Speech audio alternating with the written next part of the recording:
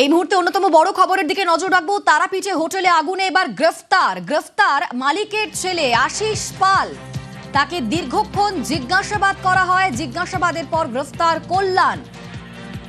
তারাপীঠে আজ হোটেলে আগুন লাগে, যে আগুনে 9 জনের মৃত্যু হয়েছে, অসুস্থ হয়েছেন আরো কয়েকজন। সেই ঘটনায় এবার গ্রেফতার। আমার সঙ্গে রৌনক রয়েছেন প্রতিনিধি। রৌনক, কি খবর পাওয়া যাচ্ছে?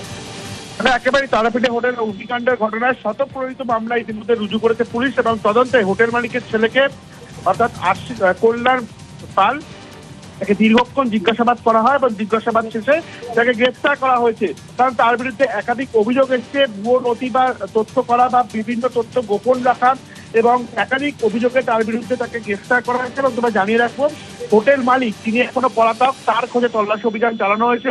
বিএনএস এর 105, 297 এবং 3+5 এই ধারা ইতিমধ্যে রুজু করা হয়েছে। পুলিশের তরফে স্বতঃপ্রণোদিত মামলা রুজু করা হয়েছে এবং যে সিটের যে নেতৃত্বে রামপুরহাট এসডিপিও তিনি কিন্তু জিজ্ঞাসাবাদ করেছেন এবং পরবর্তীতে দীর্ঘক্ষণ জিজ্ঞাসাবাদের পর অবশেষে এই কল্যাণ পাল তাকে গ্রেফতার করা হয় পুলিশের পক্ষ থেকে।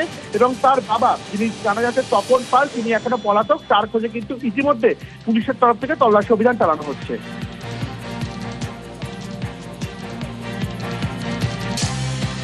রৌনক, এই আশিস পাল তার বিরুদ্ধে ঠিক কি অভিযোগ, কোন কোন ধারায় মামলা রুজু করে গ্রেফতার করা হয়েছে? দেখো, তোমাকে যেটা জানাবো যে তার বিরুদ্ধে একাধিক অভিযোগ রয়েছে। মূলত যে বিষয়টি সামনে আসছে যে একাধিক ব্যক্তি অপরাধ করলে, অর্থাৎ অপরাধ সমন্বয় করা হয়েছে, একটা সংগঠিত অপরাধ করা হয়েছে। এছাড়াও জাল বা মিথ্যে সম্পত্তি সংক্রান্ত যে নথি বা দলিল ব্যবহার তৈরির সঙ্গে তারা সংযুক্ত ছিল। অর্থাৎ তাদের হোটেলে যে ধরনের সার্টিফিকেট পাওয়া গেছে বা যেগুলি তারা নথি হিসেবে দেখিয়েছে, সেগুলি জাল বা মিথ্যের একটা বিষয় সামনে আসছে। সেই ধারা অনুযায়ী 257 বিএনএস প্রয়োগ করা হয়েছে এবং পাশাপাশি অপরাধমূলক অর্থাৎ একটা খুনের চেষ্টার মামলা, এই মামলাও কিন্তু রুজু করা হয়েছে।